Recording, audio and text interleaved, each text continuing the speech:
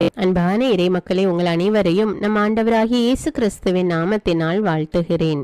புனித வியாழன் அன்று நம் ஆண்டவராகிய இயேசு கிறிஸ்து தன்னுடைய உடலையும் இரத்தத்தையும் நமக்கு உணவாக கொடுத்து நம்மை பாவத்திலிருந்து மீட்க நற்கருணையை ஏற்படுத்தி இருக்கிறார். தன்னையே நமக்காக பலியாக ஒப்பு கொடுத்த அந்த நற்கருணை ஆண்டவரை நாம் இப்பொழுது போற்றி புகழ்ந்து ஆராதிப்போம்.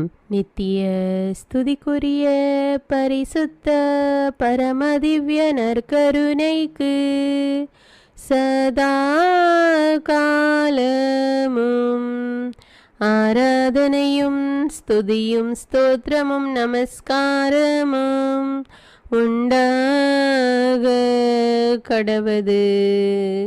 நித்திய ஸ்துதிக்குரிய பரிசுத்த பரமதிவ்ய நற்கருணைக்கு சதா காலமும் ஆராதனையும் ஸ்துதியும் ஸ்தோத்திரம் நமஸ்காரமும் உண்டாக கடவது.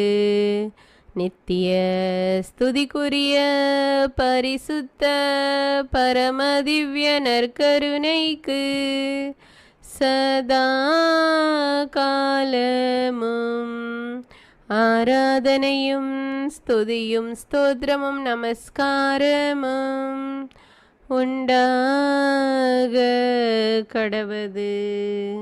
புனித லூக்கா எழுதிய தூய நற்செய்தியிலிருந்து வாசகம். அதிகாரம் 22, இறை வார்த்தைகள் 15 முதல் 20. இயேசு சீடர்களை நோக்கி, நான் துன்பங்கள் படுமுன் உங்களோடு இந்த பாஸ்கா விருந்தை உண்பதற்கு மிக மிக ஆவலாயிருந்தேன். ஏனெனில் இறையாட்சியில் இது நிறைவேறும் வரை இதை நான் உண்ணமாட்டேன் என்று உங்களுக்கு சொல்கிறேன் என்றார். பின்பு அவர் கிண்ணத்தை எடுத்து கடவுளுக்கு நன்றி செலுத்தி அவர்களிடம், இதை பெற்று உங்களுக்குள்ளே பகிர்ந்து கொள்ளுங்கள். ஏனெனில் இது முதல் இறையாட்சி வரும் வரை திராட்சை பழ ரசத்தை குடிப்பதில்லை என நான் உங்களுக்கு சொல்கிறேன் என்றார். பின்பு அவர் அப்பத்தை எடுத்து கடவுளுக்கு நன்றி செலுத்தி அதை பிட்டு அவர்களுக்கு கொடுத்து, இது உங்களுக்காக கொடுக்கப்படும் எனது உடல், எனது நினைவாக இவ்வாறு செய்யுங்கள் என்றார். அப்படியே உணவு அருந்திய பின்பு அவர் கிண்ணத்தை எடுத்து, இந்த கிண்ணம் உங்களுக்காக சிந்தப்படுகிற எனது இரத்தத்தால் நிலைப்படுத்தப்படும் புதிய உடன்படிக்கை என்றார். இது கிறிஸ்துவின் நற்செய்தி. கிறிஸ்துவே உமக்கு புகழ். என்னை உணவாய் உண்டு வாழும் சகோதரமே, உங்களை விட்டு பிரிந்து செல்ல எனக்கு துணி அளவும் மனம் இல்லை.